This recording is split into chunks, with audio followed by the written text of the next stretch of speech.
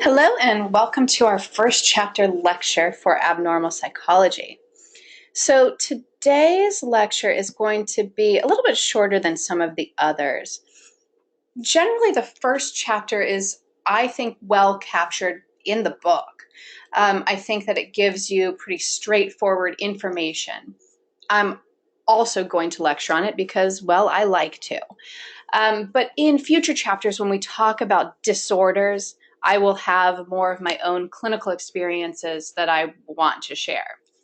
Okay, so bear with me on this one. We are going to, here in chapter 1, we're going to talk about what causes abnormal behavior. First, before that, we're actually going to define abnormal behavior. Then what causes abnormal behavior? We're going to talk about some general themes throughout history. And then we're also going to talk about research methods. Now, for most of you, research methods, you should already know, so it should be a real easy review. If this is something you're not as familiar with, make sure that the things that you don't understand, or if you need more information than I explain here, that you really do focus on that in your book. This is something that is very good for you to know for this class as well as other classes. I often mention this, but I think one of the most important pieces that you get from going to college classes is continued critical thinking skills. I think it's important to realize that everything that we learn is based on science, that no matter who tells you a piece of information, you say, well, where did you hear that? And what's the science behind that? Or what's the research behind that? Or what's the data behind that? And where did that data come from? To really question everything and not take anything for just, well, you know, so-and-so's dog told me, and why not believe that? But to really think critically about everything. Okay, so let's move forward here. So, and I'm going to keep my PowerPoint up like this so that you can kind of see on the side how many more we have to go and where we are. So I want you to think about these behaviors, and these are listed in your book specifically, but are they abnormal? And I think we all have opinions on this, right? When we meet somebody and we think, well, goodness gracious, she's, you know, freaking crazy. That is our opinion on what, quote, crazy means. Same thing with abnormal. We sort of start out with opinions, and then we want to define things, and we want to use data to really figure out what do we label as abnormal when we talk about abnormal psychology. So if you have a lucky seat in an exam, right? At some point, a lucky seat in an exam is an adorable thing, and maybe it feels good in it. Maybe it gives you some confidence that you feel like you did well at that place before. It's not necessarily abnormal. It becomes abnormal if you get into the classroom and you can't sit in your lucky seat and you have a panic attack over it, and then you can't take the exam at all. Then that would become an issue, right? So if you're unable to eat, sleep, or study for days after ending a relationship, again, different people have different opinions on whether this is abnormal. Here are some other examples. Breaking into a cold sweat at the thought of being trapped in an elevator. Refusing to eat solid food to stay thin. Now, again, this is one of those things where, you know, if you refuse to eat solid food for a number of days to stay thin, and you are someone who walks the red carpet, we apparently call that normal and applaud you for doing so. But if you're a typical college student, we say something's wrong and you really need to check in with yourself. Okay? Some double standards here, but really it's about, you know, context and what's going on with you. And my personal opinion is, like, nobody should do that, but that's my opinion, and I don't live in Hollywood by choice. Okay. Swearing, throwing pillows, pounding your fists in the middle of an argument with a roommate. Oh my gosh, why is my computer doing that? Okay. Engaging in thorough hand washing, protesting the rise of college by joining a picket line, being convinced that people are constantly being critical of everything you do, drinking a 6-pack of beer in a day in order to be sociable with friends, playing video games for hours at a time, avoiding other study or work obligations. And again, all of these things are on a spectrum where we say, yes, they're abnormal at some point, and at some point we consider them socially acceptable at different points in our lives, at different situations. You know what I'm saying. Think about them. Okay, so when we talk about abnormal, what is quote unquote abnormal? We say non-typical behavior or uncommon behavior. Okay, so that's a start. Socially unacceptable. So this is going to be different based on different cultures. And interestingly, we have different disorders for certain cultures than we do for other cultures. In the back of the DSM are something called culture-bound syndromes. And you can read about disorders that exist in other cultures that we don't talk about here in the US. Kind of interesting. Things that are distressing to the person. Okay, and I think this is really important. And we will hit on this again as we call it clinical significance. But it needs to be distressing to the person or the people around them. We have quirks, but if we find them adorable or if they're just like, you know, things about us, then it's not a disorder. It's not abnormal. But if it's something that's becoming a problem or making us not be able to go to work or making it so that it's really upsetting to us or other people, then it's a problem. Okay, and the word maladaptive. So behavior that limits the ability to function or fulfill life responsibilities. We often say if it affects your occupational, your social, or your academic or your family life, then it's maladaptive. It's causing problems in your ability to function in your daily activities that you really value or that you really need to do. How do we define this psychological disorder? Okay, so we talked about what's abnormal. Now we're talking about psychological disorder. Plain and simple here, except not plain and simple at all.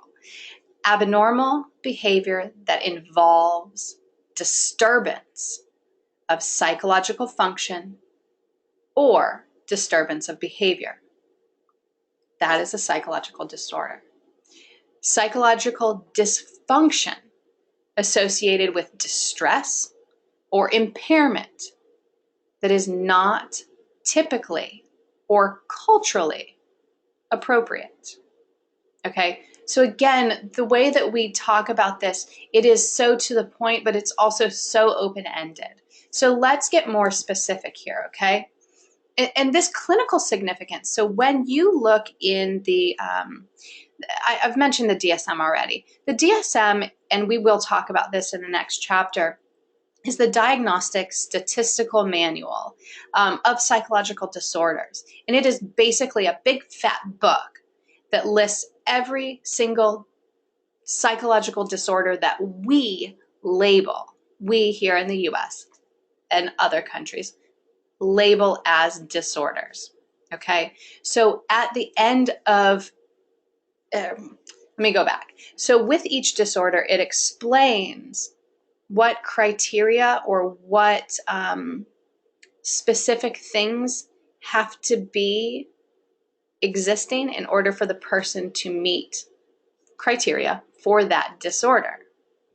Okay, at the end of each one, it says it must cause clinically significant impairment, right? So the clinically significant distress, clinically significant impairment, meaning that the sadness or the anxiety or the whatever's going on is causing problems for the person in their occupational, their social, their family, or their educational, academic life. Okay, that's really, really important. There are some disorders that have been labeled in the past that are not currently labeled disorders now. There are some disorders that are labeled now that I think are still debatable as to whether or not they should be disorders. And the way that I feel okay about them being in the book is that if it's causing somebody daily clinically significant distress, then it's a disorder. But if somebody is experiencing those things and it's just not a problem for them and it's not causing them daily stress and they don't really care, then we don't call it a disorder. So there's that piece that's pretty darn important. Okay, moving on. Psychological disorder here, behavior that cannot be a socially acceptable response, right? So sometimes we see people that you can say something like, well, that was, and I use the word crazy because that is something that we use currently in our vocabulary. Some people have different feelings about that word, but I use it just as sort of just a casual term that people use, right? So that you can understand. So people might be like, oh my gosh, that was like a totally crazy response, but I get it, right? Therefore, it's somewhat socially acceptable, right? If people say, wow, that is way beyond anything that I could imagine doing or that I can imagine anybody doing, then we may want to say, okay, that might be a psychological disorder. Psychological or biological disturbance. So your book explains this, but the idea is simply we label something a psychological disorder if we can define it, if we can maybe prove that it exists, whether that means that we can prove biologically that it exists or that it meets enough specific criteria that we can quote unquote prove that it psychologically exists as a category. Meaning we can do research on this, we can define it, we can operationally give it an operational definition, okay? And then the last thing here is that the behavior cannot be defined in terms of social rebellion or deviance, okay? So if somebody's just being a pain in the ass, or if somebody is just being a 13-year-old boy, we don't call it a psychological disorder. We say, hope this is a phase. Or we say, wow, this is causing a lot of issues. I hope it doesn't last. But if it doesn't last and it's just sort of a rebellion or deviance phase, we don't label it as a disorder, or at least it should not be labeled as a disorder. Okay, so I hope that you get the idea here is we have a book that gives us specific criteria for disorders. If someone meets criteria for that disorder and it is causing clinically significant distress or impairment in their life, then we're going to call it a psychological disorder. If it doesn't meet those criteria and it is just simply sort of a thing that's happening, maybe a superstition, or maybe feeling down in the dumps, or maybe feeling a little anxious about something, or maybe being a pain, we don't call it a psychological disorder. Okay, I hope that makes some sense. I'm going to move on here. You ready? Okay, so what in the world causes this abnormal behavior, right? Well, everything. Everything is the answer. Psychological factors, so personality traits, coping abilities, and just basic perception on life. Biological factors, so the genetics, our biochemistry, our brain structures. And then also sociocultural factors, so things that we experience throughout our lives, family dynamics, and your environment that you live in, everything around you. Okay, so now when all of these things come together, psychological factors, biological, and sociocultural factors, when they come together in their perfect or imperfect combination, psychological disorders emerge. When they come together slightly differently, different disorders emerge. And when they come together slightly differently, nothing emerges. What I like about this, and this is really what we call, we've talked about this. I'm going to skip down to this. We call this the biopsychosocial perspective. I think that this is really important. And it is because with psychological disorders, we often want to blame something or someone. Some disorders have a very specific cause like post-traumatic stress disorder. However, even with that, some people will develop it after a significant trauma, and some people don't. Everything is a piece here: the biological, the psychological, and the sociocultural. And just to be honest, as a mom of kids, I really like knowing that all of the things come to play, and that when my kids act certain ways, it's not 100% my fault. So there's that. Okay. It is a combination of things. Now, let's talk about history. Are you ready? Just like the history of medicine, the history of psychology is a bit interesting. So we had the spiritual approaches, right? These are very interesting and also not a good idea. This approach really regarded psychological disorders as that product of possession by evil or demonic spirits. I gotta tell you, there are still people that believe this now, and if you do, I hope that this class teaches you some things. It can be really hurtful to individuals that have mental health issues to be told that it's simply that they are possessed by demonic spirits. You may either laugh or feel sad or be hurt by it, but there's that. Okay, so treatments. I'm pretty sure I don't know how to pronounce this first one, but I always say trephinine or triphenine. Anyway, point being, what they used to do is, so that if you have your evil spirits in your head, I mean, this is just logical, right? Like if you had evil spirits in your head, you would drill holes in your head, right? To let them out. I mean, if you really believed it, I think it's a good idea.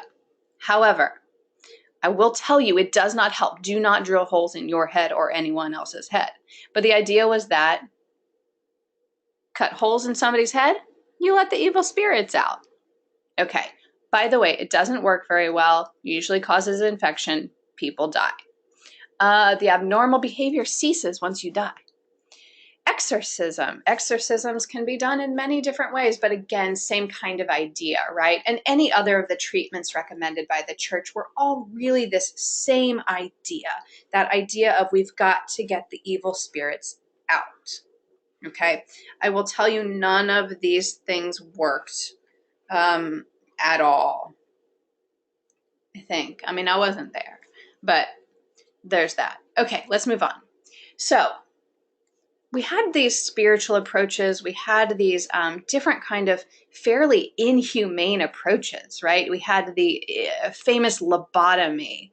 The lobotomy was, where you would take basically a metal tool and stick it up somebody's nose until you reach their brain, sometimes through a part of the eye and into the brain. Anyway, point being, metal stick gets into your brain, you swish it around a little bit and scramble up your frontal lobe. And yeah, that's it. That's a lobotomy. So what you see is that people that had crazy behaviors, meaning talking to themselves or shouting out or causing problems for other people, once they had this lobotomy done, they stopped doing all those things. Problem is, they stopped doing most everything, but they were quiet and didn't irritate others. Okay. Then also during this time, we had institutionalization. And institutionalization is where we, took anybody who had any kind of mental health issue and put them in the same building. Just a big old general building where they could sort of wander around or be locked up. And they just stayed there. And the idea was that they would stay there forever. So we have this fabulous woman named Dorothea Dix. She comes into the scene and says, "Oh my gosh, you guys, seriously, what are you doing? These are humans. These are people." Okay, I don't know if that's what she said, but I think that's what she said. So then we have this humanitarian approach. Okay, it developed in part as a reaction to the spiritual approach and associated punishment of people. And its associated punishment of people with psychological disorders. Okay, so the humanitarian approach has regarded psychological disorders as actually a result of cruelty, as a result of stress, and as a result of poor living conditions. We basically said, wow, look at these poor people. Let's care for them. Let's take care of them.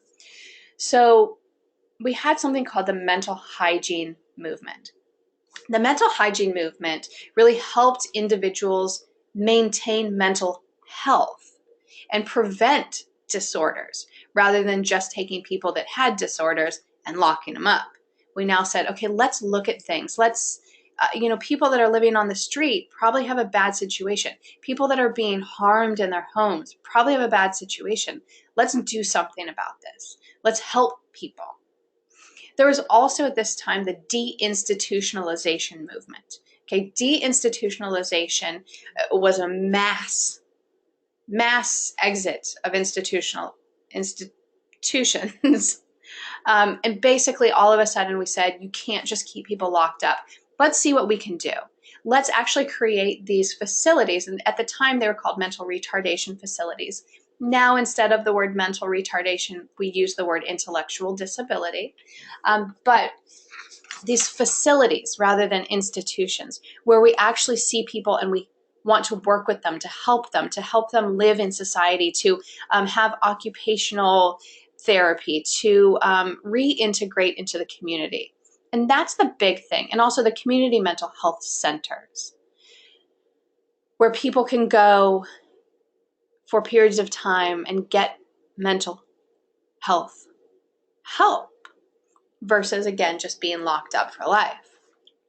So the idea is, again, we get people back out into the communities in as much as they can, and in as safe a way that we can, and with the proper resources in order to do this. Now, medication played a big part in the ability to do this.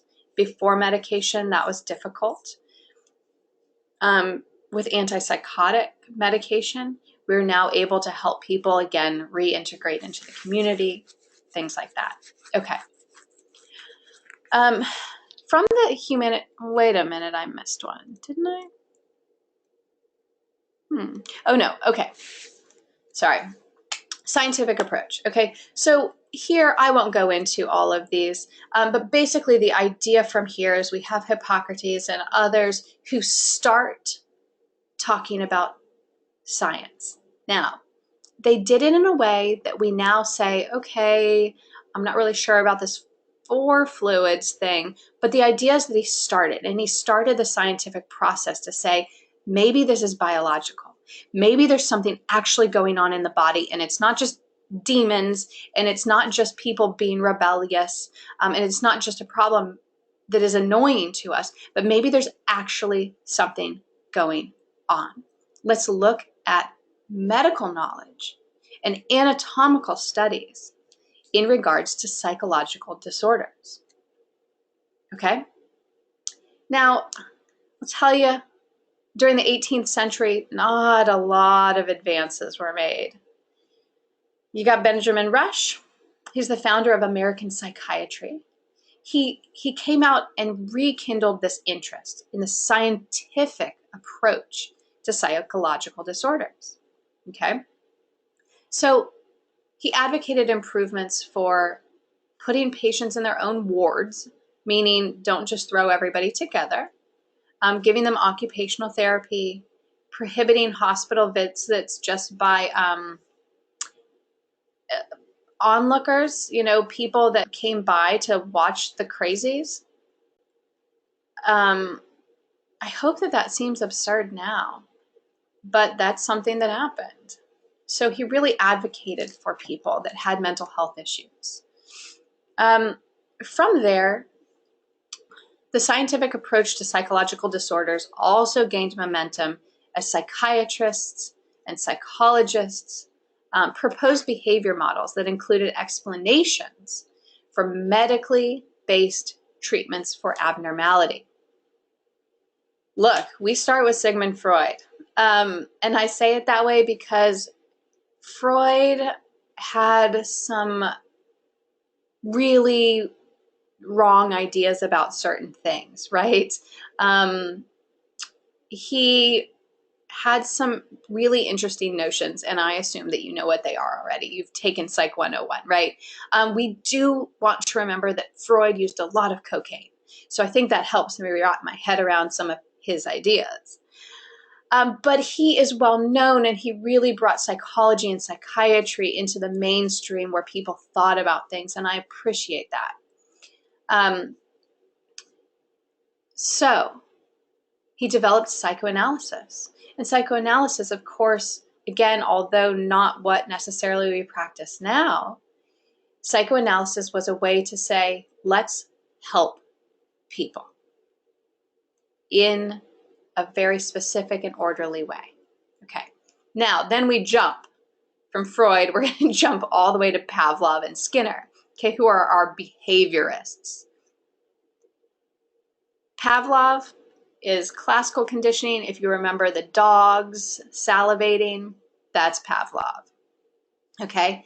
B.F. Skinner, on the other hand, I always associate him, I mean, he's operant conditioning, but I always associate him with the pigeons, right? So I always think Pavlov, salivating dogs. Skinner taught pigeons to basically turn in a circle.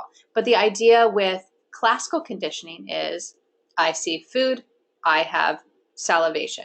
Operant conditioning is I will slowly learn to do something if you continue to reward me. And I will then continue to do things if rewarded. And I will stop doing things if punished. Behaviorism. Now, straight behaviorism, if we use a biopsychosocial model, doesn't completely work, but it is fabulous for research because it's so specific. And it is fantastic to integrate with other types of more, humanitarian kinds of ideas. All right. And then, and this is super trendy right now, is positive psychology. Okay. Positive psychology emphasizes the potential for growth and change throughout life. The movement really views psychological disorders as difficulties that inhibit an individual's ability to achieve highly subjective well-being and feelings of fulfillment. Okay, I like positive psychology because it really opens up the world of psychology to everyone. So you don't have to necessarily have a disorder to benefit from therapy. We look at people that are doing well and say, okay, how are they doing that? And then we have people that are doing well and we say, how can they do even better? Positive psychology. Okay. And the one of the names that's really highly associated with that is Seligman. Ready to move on? Okay. Research methods in abnormal psychology. So here we go. The essence of the scientific method, right? Objectivity. All right. The process of testing ideas about the nature of psychological phenomenon without bias before accepting these ideas as adequate explanations. Doing anything without bias is difficult, but our scientific method allows us to say, here's what I think. Now let me do a research project, and at the end of it, I will see if I am probably right or if I am probably wrong. When you go into these types of research situations, you have to be okay with being wrong. I think one of the best things in life, and going back to that critical thinking I was talking about originally, is to be really comfortable with being wrong. I think that's one of my favorite things. Feeling uncertain about everything and being okay with that. And that is not really uncertain, but knowing that I'm never going to know anything 100%. But I'm okay with that. I know how to find research, I know how to find data, I know how to find all these things, and then I also know that even with all that information, there's always a possibility I'm wrong. Okay. Scientific method involves a progression of steps from posing questions of interest to sharing the results with the scientific community. You know these steps from, I don't know, elementary school, right? Hypothesis, all of that. The process can be conducted with a variety of descriptive or experimental research designs. Okay, let's talk about some things. These, again, are things that you should have learned in other classes.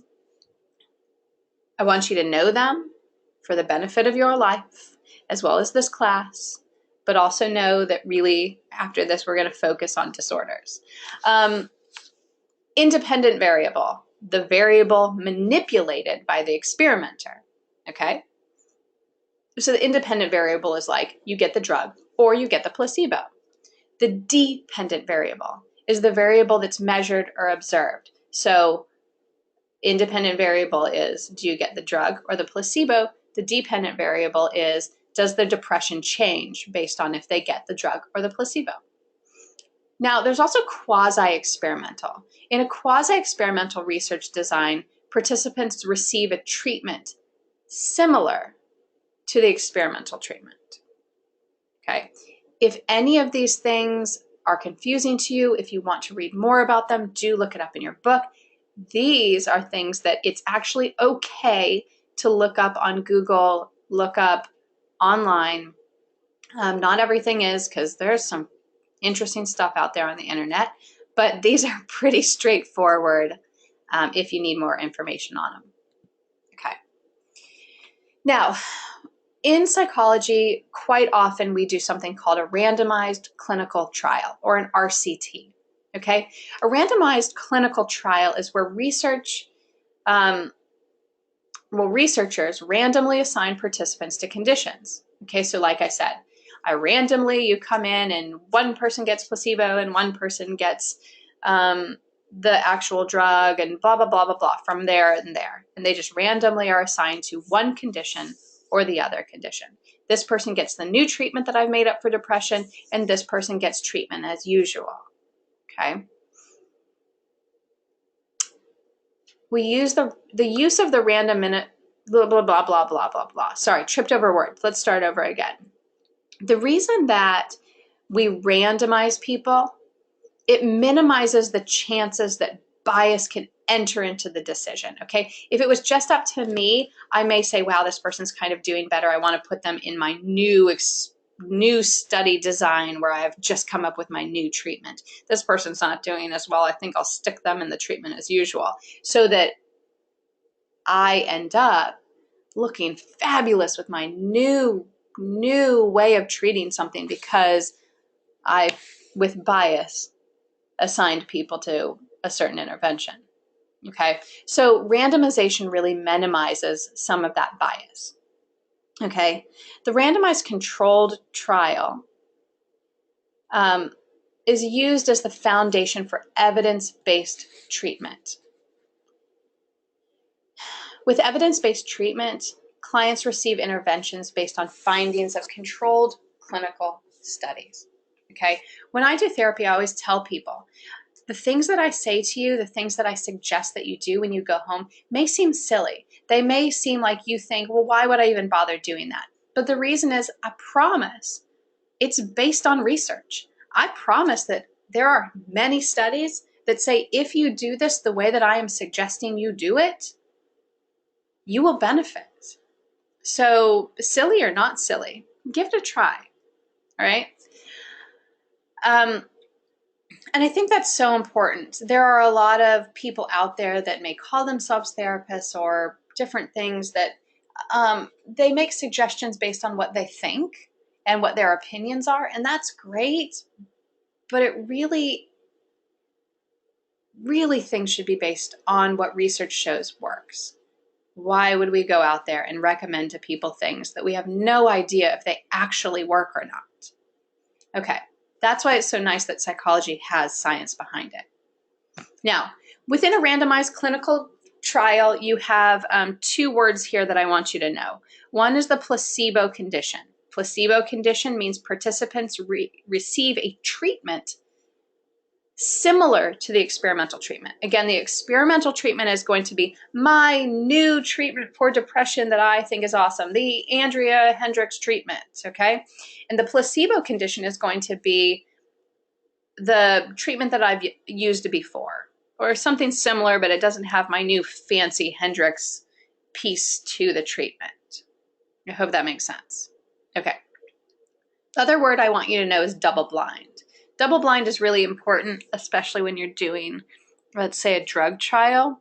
So if you're doing a trial where you have a new drug for depression and everybody else gets a placebo, we want to make sure that the person that sees the individual that's getting the placebo or the drug does not know if the person is getting the placebo or the drug. Okay, why? Because if I know that the person is getting the drug, I may act differently toward them. I may be super excited toward them. And if I know the person is using the placebo, I may say, okay, so here's the difference. Person comes in, I know they're using the placebo. I say, so how's it working? Person comes in, I know they're getting the drug, and I say, so how's it working? Okay, right? My simple voice fluctuation, we actually have research that shows that the difference in my voice, the difference in the way I act can actually affect how well that person ends up doing in spite of whether they get the placebo or the actual drug, which in a way is a placebo effect. The placebo effect would be my enthusiasm or lack of enthusiasm. But anyway, we're not even going to go there. The double blind method. Neither the person giving the treatment nor the person receiving the treatment knows whether the participant is in the experimental or control group. Basically put. Okay. We're almost to the end. You guys hanging with me? Okay. Now, if you're not doing a randomized clinical trial, we're doing a correlational design. Okay, a correlational design involves tests of relationships between variables that researchers cannot experimentally manipulate. Okay, so here's, in correlational statistics, we're not going to go into this, but they range from -1 to +1. So everything you see is going to be like 0.05, 0.95, those kinds of things, okay? Positive correlations and negative correlations are both okay. They're both positive things. Positive correlations are scores move in the same direction between variables. Negative correlations are scores move in the opposite directions between variables, okay? So negative is going to be like a -0.65 and a positive is going to be a +0.65 or whatever it is. So positive correlations. The more donuts someone eats, the higher their weight seems to be. Now, I don't know that for sure it's the donuts causing the weight. However, I notice a correlation. People who eat many more donuts tend to have higher weights. People that have less donuts in their body tend to weigh less, right? Now, this is not actually something I know because I have not run statistics on this, but it's usually a pretty good example, okay? A negative correlation would be, let's see. Well, let's stick with weight for fun. The more I run, the less I weigh. Okay, so more of the people that run, weight tends to be lower. Okay, so that's a negative correlation. Oh my goodness, I hope this makes sense to you. Hopefully you've learned this stuff before. If not, go to your book and learn about it there. Now, whenever I talk about correlational designs, I have to again talk about critical thinking skills here. Now, one of my very favorite correlational studies is something called birth control via toaster method. I learned about this study when I was in, I guess, graduate school, and I just find it really entertaining. So someone did a study that shows that, bear with me here, it shows that People who own more appliances have lower rates of unplanned pregnancies. I'm going to say that again. It's a negative correlation. Ready? People who own more appliances have lower rates of unplanned pregnancies. Okay? So, more appliances, less likely to get pregnant when you don't want to get pregnant. So, if we just take this at face value, I could go and buy a bunch of toasters and put them all around the bedroom, and then I'd be less likely to have an unplanned pregnancy, right? Well, here's the thing about correlational design, is that correlation does not necessarily mean causation. So just because two things are correlated does not mean that one causes the other. So let's think about this. One, if I put a bunch of toasters in the bedroom, I guarantee you I will be less likely to have an unplanned pregnancy because anybody that comes in there is going to think I'm fully insane and leave. However, that's probably not the cause of this particular finding. So then we want to stop and use our critical thinking skills and say, okay, why is this? Well, if we were in class, I'd have you all raise your hands, but we are not. So I'll give you some information here. People who tend to have more small appliances tend to be people that have more money. People that tend to have more money tend to be more educated.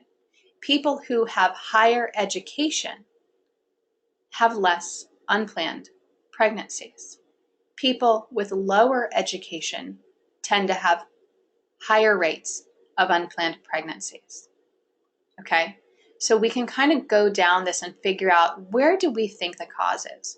And the reason that I bring this up is that whenever you read any research, if you read any correlational research, more importantly, if you hear correlational research on the news or on anything that you read that is trying to get your attention, please keep in mind that this may not be the cause of this.